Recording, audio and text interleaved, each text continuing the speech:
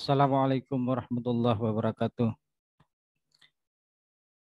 Pertemuan ini kita akan membahas salah satu materi di mata kuliah Aljabar Abstrak, yaitu materi tentang subgroup.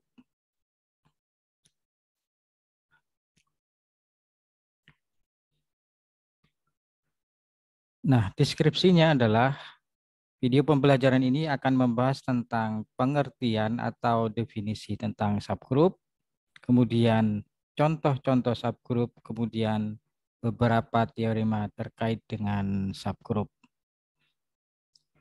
Capaian pembelajaran yang akan kita capai adalah setelah mempelajari materi video ini diharapkan dapat satu, mengidentifikasi himpunan merupakan subgroup atau tidak. Kemudian yang kedua, dapat memberikan contoh subgroup dari suatu grup. Dan yang ketiga adalah membuktikan beberapa teorema yang terkait dengan subgroup.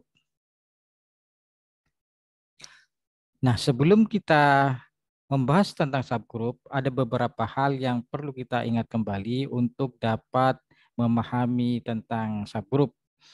Kita review atau kita bahas tentang persepsi materi-materi yang diperlukan untuk dapat memahami materi subgroup, yaitu tentang materi grup. Kita sudah membahas tentang materi grup. Kita ingat kembali definisi dari grup adalah misalkan G adalah himpunan yang tak kosong. Apa artinya himpunan tak kosong? Dia punya anggota, minimal sebuah anggota. Kemudian di G ada operasi biner yang kita sebut dengan bintang misalkan, maka G beserta operasi bintang itu disebut grup jika memenuhi 4 syarat atau 4 aksioma grup. Yang pertama adalah operasi bintang bersifat tertutup. Apa artinya? Jadi kalau saya punya A dan B anggota G, maka kalau saya operasikan A dengan B, hasilnya juga anggota G. Itu namanya operasi bintang itu bersifat tertutup. Yang kedua, operasi bintang bersifat asosiatif. Apa artinya? Artinya adalah kalau saya punya ABC anggota G, maka nanti hasil dari A operasi B kemudian dioperasikan dengan C itu akan sama dengan A dioperasikan dengan hasil operasi B dan C. Itu artinya operasi bintang bersifat tertutup.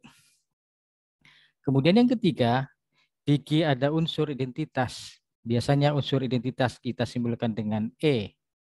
Apa artinya? Berarti ada unsur di G yang kita namakan E, ya, ada unsur E di G, sehingga untuk setiap A anggota G berlaku A operasi E itu akan sama dengan E operasi A sama dengan A.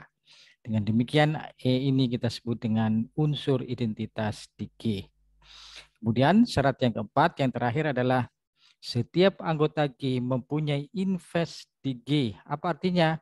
Jadi untuk setiap X anggota G, maka ada Y anggota G, sehingga berlaku X operasi Y itu akan sama dengan Y operasi X, itu akan sama dengan identitas.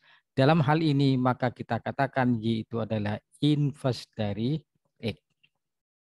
Inilah definisi dari grup yang akan kita gunakan untuk memahami pengertian tentang subgroup.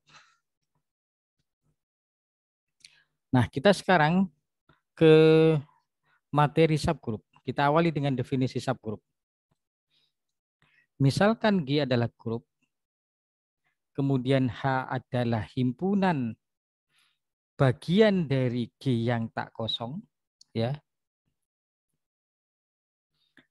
Kemudian H disebut subgroup G jika H dengan operasi yang sama di G juga membentuk grup. Jadi kalau saya ilustrasikan, misalkan saya punya grup G, sini ada grup G, katakanlah dengan operasi bintang, dia membentuk grup. Kemudian di dalam G itu ada himpunan H.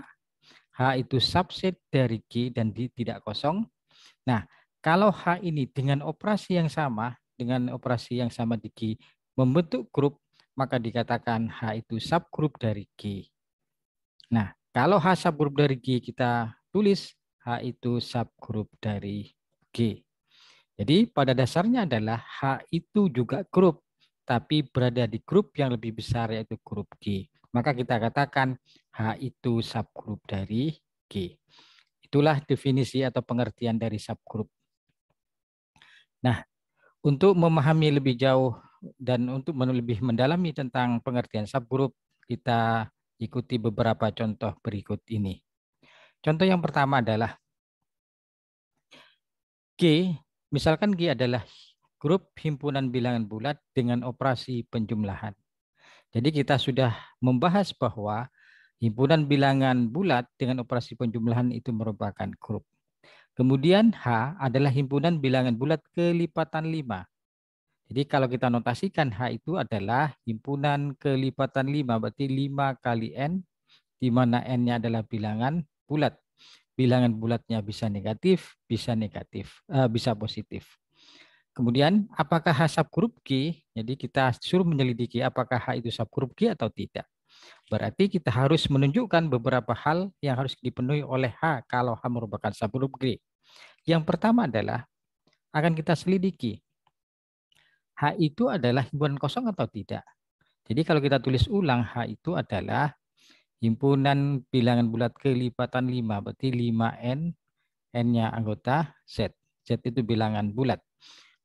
Maka salah satu anggota H itu adalah kalau N-nya kita ambil 1, maka 5 kali 1 itu 5, berarti 5 itu anggota H. Oh, berarti H itu tidak kosong karena dia punya minimal sebuah anggota. Walaupun sebenarnya ini punya tak hingga banyak anggota. Kemudian yang kedua, apakah H itu subset dari G? Jelas bahwa karena hanya itu adalah bilangan bulat kelipatan 5, sedangkan G-nya adalah bilangan bulat, maka jelas bahwa H itu adalah subset dari G. Jadi H itu tidak kosong, kemudian H itu subset dari G. Selanjutnya, kita akan menunjukkan bahwa H itu adalah grup. Berarti syarat pertama grup itu adalah kalau X dan Y itu anggota H, ya apakah X operasi Y itu juga anggota H? Ini yang kita selidiki, ya. Atau dengan kata lain, apakah operasi ini operasinya ada penjumlahan sama dengan di G? Apakah jadi di sini adalah operasinya sebenarnya penjumlahan, ya? Ini begitu penjumlahan. Kalau X dan Y itu kelipatan 5, apakah X tambah Y juga kelipatan 5? Itu pertanyaannya. Kita lihat bahwa kalau X itu anggota H, berarti X itu kelipatan 5, maka X itu dapat dinyatakan sebagai misalkan 5 kali K untuk suatu bilangan bulat K. Kemudian Y anggota H. Berarti Y itu dapat dinyatakan sebagai 5 kali misalkan L untuk suatu L anggota Z.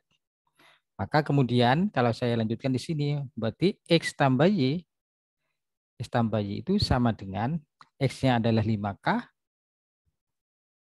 kemudian Y-nya adalah 5L. Kemudian kalau saya keluarkan 5-nya, diperoleh 5 kali K plus L. K-nya bilangan bulat, L-nya bilangan bulat, maka ini adalah bilangan bulat. Dengan demikian, X plus Y itu merupakan kelipatan 5. Kenapa? Karena perkalian 5 dengan bilangan bulat, yaitu K plus L. Berarti ini anggota H. Dengan demikian bahwa operasi penjumlahan pada anggota H itu bersifat tertutup. Kemudian syarat yang kedua, apakah bersifat asosiatif? Ya, kita tahu bahwa penjumlahan pada bilangan real secara umum ya itu adalah bersifat asosiatif sedangkan himpunan bilangan kelipatan 5 itu juga bilangan real, maka dia bersifat asosiatif. Jelas. Kemudian yang syarat yang selanjutnya adalah siapakah identitasnya?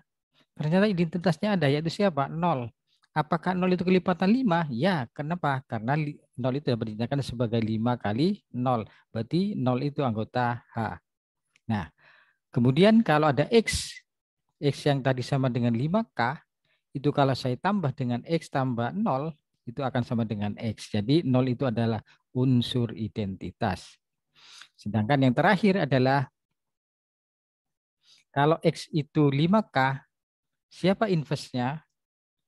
Artinya 5K itu ditambah berapa supaya sama dengan identitas? Berarti X inverse-nya adalah min 5K. Nah, sekarang apakah min 5K itu anggota H? Apakah ini kelibatan 5? Ya, karena ini dapat ditulis sebagai 5 kali negatif K. Itu juga anggota H. Dengan demikian bahwa yang pertama hanya itu tidak kosong, ya. Kemudian yang kedua hanya itu subset dari Q. Kemudian yang ketiga 3, 4, 5, dan 6 itu merupakan syarat dari grup, berarti H itu adalah grup sebenarnya. Tapi karena berada di dalam G, ya berada di dalam G, maka kita katakan H itu subgrup dari G. Itulah contoh yang pertama. Kemudian kita lanjutkan untuk contoh yang kedua. Contoh kedua adalah G adalah grup himpunan matrik unsurnya bilangan real, order 2 kali 2, kemudian dengan operasi penjumlahan matrik. Kita sudah tahu bahwa ya himpunan matrik ordo 2 kali 2 dengan operasi penjumlahan matrik itu membentuk grup. Kemudian saya punya himpunan H. H itu adalah himpunan matrik 2 kali 2 yang mempunyai sifat khusus, yaitu pada diagonal utamanya adalah ini bilangan real, tidak harus 0, sedangkan unsur yang lain ini adalah harus 0. Ya, itulah H. Pertanyaannya adalah apakah H itu subgrup G atau tidak? Nah, yang pertama seperti tadi, jelas bahwa H itu tidak kosong. Kenapa? Karena hanya punya anggota. Misalkan adalah ini. Kalau saya ambil contohnya ini 1003, ini adalah anggota H. Jadi hanya tidak kosong. Yang kedua, jelas bahwa H itu subset dari G. Kenapa?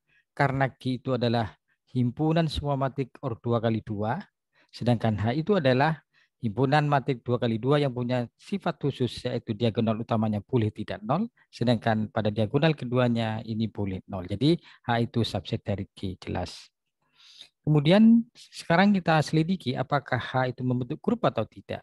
Artinya adalah kalau AB itu anggota H, yang pertama syarat tertutup atau tidak, apakah A plus B juga anggota H, ini yang akan kita selidiki. Dengan kata lain, apakah penjumlahan pada anggota H itu bersifat tertutup atau tidak. Misalkan A-nya adalah berbentuk begini, A-nya misalkan adalah A0, kemudian ini adalah 0B, kemudian B-nya adalah misalkan adalah B0, ini adalah 0Q, maka kalau saya tambahkan A plus B sama dengan A tambah B, ya, ini A tambah B, kemudian 0 ini tambah 0 itu tetap 0, kemudian di sini adalah 0 tambah 0 dah 0, sehingga di sini adalah B plus Q. Jelas bahwa ini anggota H. Kenapa? Karena pada diagonal utama itu adalah bilangan yang boleh tidak 0, yang syaratnya yang penting adalah ini dan ini, diagonal keduanya ini harus sama dengan 0. Ini 0, ini 0, berarti dia anggota H, berarti dia bersifat tertutup. Kemudian yang syarat yang selanjutnya adalah kita menggunakan sifat penjumlahan matrik, bahwa penjumlahan matrik secara umum bersifat asosiatif, yaitu A ditambah B ditambah C itu akan sama dengan A ditambah B ditambah C. Ini berlaku untuk matrik secara umum, matrik ordo M kali N. Maka dia juga berlaku pada himpunan H, yaitu adalah di H juga bersifat asosiatif. Kemudian yang keempat, siapakah identitasnya? Apakah H punya identitas? Ya, kenapa? Karena I, ini kalau saya ambil ini adalah 0, 0, 0, 0, ya. Maka kalau A tambah I, itu akan sama dengan A, sama juga dengan I ditambah A. Jadi I-nya ini adalah identitas di H. Pertanyaannya adalah apakah I ini anggota H? Iya, kenapa? Karena ini adalah 0, ini adalah 0. Yang penting ini 0, 0 dia berarti anggota H. Berarti di H punya unsur identitas.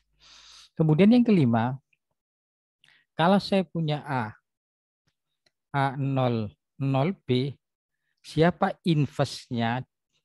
Ingat bahwa operasi ini adalah penjumlahan. Berarti A ini ditambah dengan siapa supaya jadi identitas? Oh, berarti A inverse-nya adalah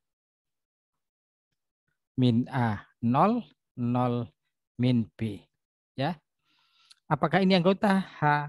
Ya, kenapa? Karena ini adalah 0, ini adalah 0. Berarti ini anggota H. Kenapa ini merupakan inverse dari A? Karena kalau saya tambahkan A tambah A inverse itu akan sama dengan A inverse tambah A akan sama dengan matrik identitas. Jadi apa artinya? Berarti setiap anggota H punya inverse terhadap operasi penjumlahan matrik. Dengan demikian, yang pertama hanya tidak kosong, kemudian hanya subset dari G, kemudian yang ketiga operasinya bersifat tertutup di H, kemudian bersifat asosiatif, ya, kemudian punya identitas dan setiap anggota H punya inverse juga di H. Dengan demikian maka H ini adalah H ini adalah subgrup dari G. Itulah contoh yang kedua. Kita lanjutkan dengan contoh yang ketiga sekarang. Contoh ketiga adalah G-nya adalah grup himpunan matrik entry-nya bilangan real, unsurnya bilangan real, kemudian determinannya tidak nol dengan operasi perkalian. Sekarang operasinya adalah perkalian. Kita tahu bahwa himpunan matrik ordo 2 kali 2 yang determinannya tidak nol dengan operasi perkalian matrik ini membentuk grup. Kita sudah membicarakan di bab grup.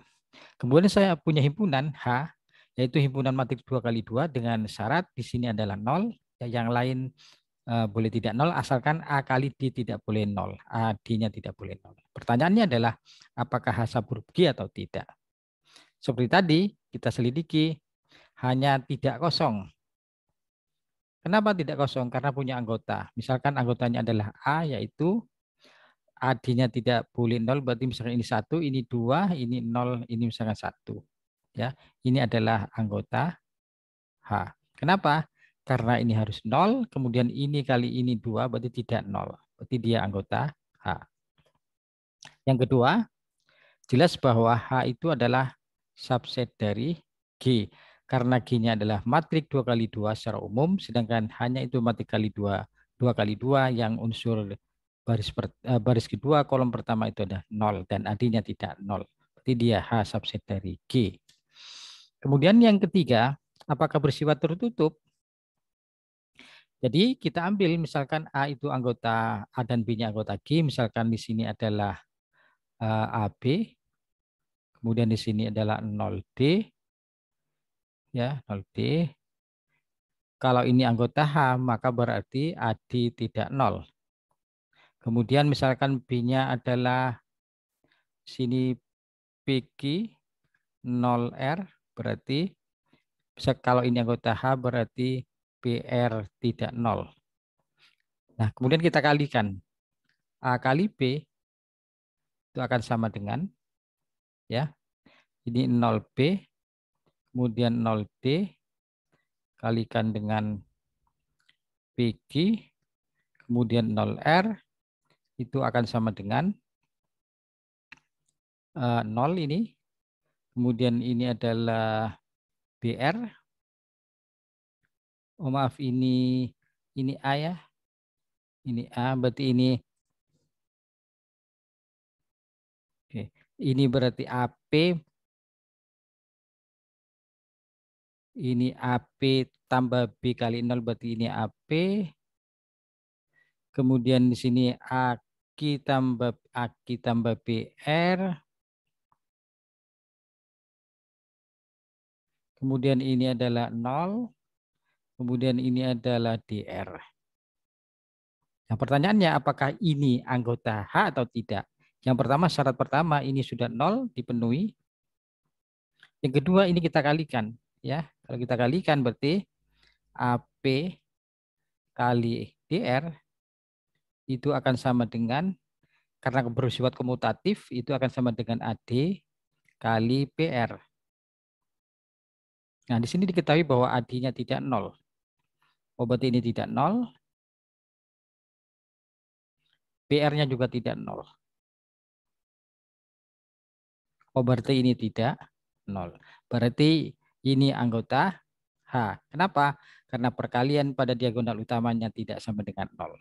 Ya, itu berarti bersifat tertutup. Kemudian yang kedua, apakah bersifat asosiatif? Ya, kita ikut sifat perkalian di matrik, bahwa perkalian matrik bersifat asosiatif. Ini juga berlaku di H. Kemudian yang ketiga, eh, ini keempat ya, ini kelima. Kelima, apakah punya unsur identitas? Ya, apakah ada unsur identitasnya di sini? Ya, kita cek apakah punya unsur identitas atau tidak. Ya, kalau kita coba misalkan saya coba misalkan identitasnya adalah, kalau itu ini adalah 1, 0, 0, 1 misalkan ya. Nah, ini adalah anggota H. Kenapa anggota H? Ini adalah 0, kemudian perkalian ini dengan ini adalah tidak 0, jadi anggota H. Dan kalau saya punya anggota H, kalau saya kalikan dengan I, itu akan sama dengan I kali A, akan sama dengan A. Jadi ini adalah unsur identitasnya. Nah, ya. Kemudian yang terakhir, kalau saya punya A-nya itu adalah AB 0D, maka inverse perkaliannya kita tahu bahwa karena ini perkalian standar, maka inverse-nya adalah 1/AD ya. Kemudian di sini adalah uh, DA, ini adalah min B, ini juga 0 ya. Seperti yang sudah kita pelajari di SMA, bahwa kalau perkaliannya seperti ini adalah seperti ini. Seperti determinan, kemudian ini DA, ini min B 0. Ini juga anggota H. Kenapa? Ini adalah 0. Karena AD tidak, karena tadi AD tidak 0, ya, karena A-nya itu anggota H. Kalau anggota H, maka ini A kali D tidak 0, maka D kali A juga tidak 0. Berarti ini juga anggota H. Dengan demikian, bahwa kita simpulkan bahwa H adalah subgrup dari G. Itulah contoh yang ketiga. Selanjutnya kita lanjutkan contoh yang keempat ya. Misalkan G-nya adalah grup himpunan bilangan real tanpa 0, ya, kemudian operasinya perkalian. Jadi kita tahu bahwa himpunan bilangan real tanpa 0 dengan operasi perkalian itu membentuk grup. Kemudian saya punya himpunan H. Himpunan H itu himpunan bilangan real yang positif, ya. Operasinya perkalian. Apakah H subgrup G atau tidak? Yang pertama, ya, jelas bahwa H itu tidak kosong karena H adalah himpunan bilangan real positif. Contohnya adalah 2 itu anggota H, ya. Kemudian yang kedua, jelas bahwa H itu adalah subset dari G karena hanya ada bilangan real positif, sedangkan G-nya adalah bilangan real kecuali 0. Maka H itu subset dari G. Yang ketiga, kalau ada dua anggota H, misalkan X dan Y anggota H, ya. Kalau X, Y anggota H berarti apa? Dia bilangan real yang positif. Oh, berarti X-nya real positif, ya. Berarti X-nya lebih besar dari 0, kemudian Y-nya, kalau Y-nya anggota H, berarti Y-nya juga lebih besar dari 0. Maka kalau dikalikan operasinya perkalian, X kali Y, berarti positif, positif, maka juga positif. Berarti X, Y anggota H. Jadi dia tertutup. Di dua bilangan real positif, kalau dikalikan juga menjadi bilangan real yang positif.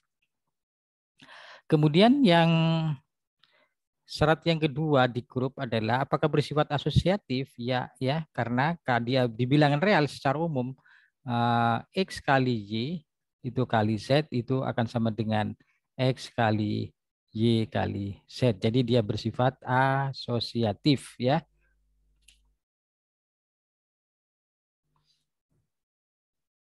Kemudian kita lanjutkan yang keempat ya. Siapakah identitasnya? Identitasnya adalah satu. Kenapa? Karena untuk setiap bilangan real untuk setiap bilangan real X ya, maka X kali satu sama dengan satu kali X akan sama dengan X sendiri. Jadi satu ini adalah identitasnya. Kemudian yang kelima, kalau saya punya X anggota H, berarti X-nya lebih besar dari nol, maka siapa inverse-nya? Artinya apa? X itu dikalikan siapa sama dengan identitasnya adalah satu, maka disinilah kalau kita akan mencari Y, X kali sama dengan satu, siapakah Y-nya? Maka Y-nya adalah 1/X. Nah, 1/X karena X-nya positif, ini juga positif. Jadi dia juga anggota H. Jadi misalkan kalau 2, siapa inverse-nya? Inverse-nya 2 ya, setengah. Inverse-nya 1/4 berapa? Berarti 4.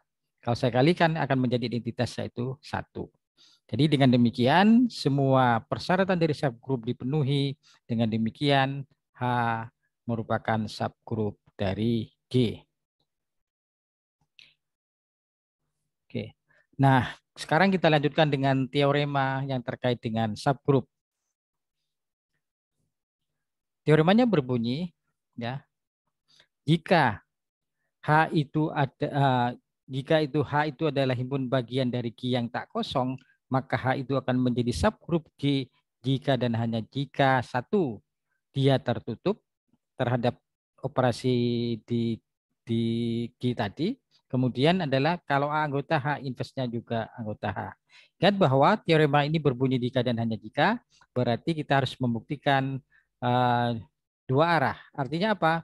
Kalau hanya itu tidak kosong, kemudian hanya itu subset dari G, maka H itu subgroup G jika dan hanya jika dia memenuhi syarat, kondisi yang satu dan yang kedua. Sekarang kalau kiri ke kanan mudah. Kalau kiri ke kanan artinya apa? H itu subgroup G. Kalau H subgroup G, maka tentu dia memenuhi kondisi pertama ini dan yang kedua. Karena kenapa? Karena kalau H itu subgroup G, maka dia akan memenuhi 4 syarat kan.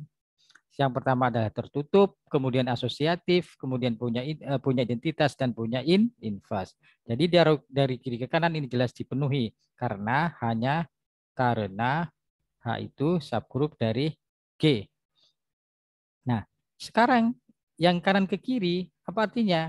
Kalau dua hal di atas itu terjadi, dipenuhi ya, dia itu tertutup, kemudian punya inverse, maka akan ditunjukkan bahwa H itu subgroup dari G. Berarti apa? Kita cukup membuktikan dua syarat yang lain karena dua ini sudah dipenuhi, maka dua syarat yang lain yang belum terbukti adalah yang belum ditunjukkan adalah syarat apa?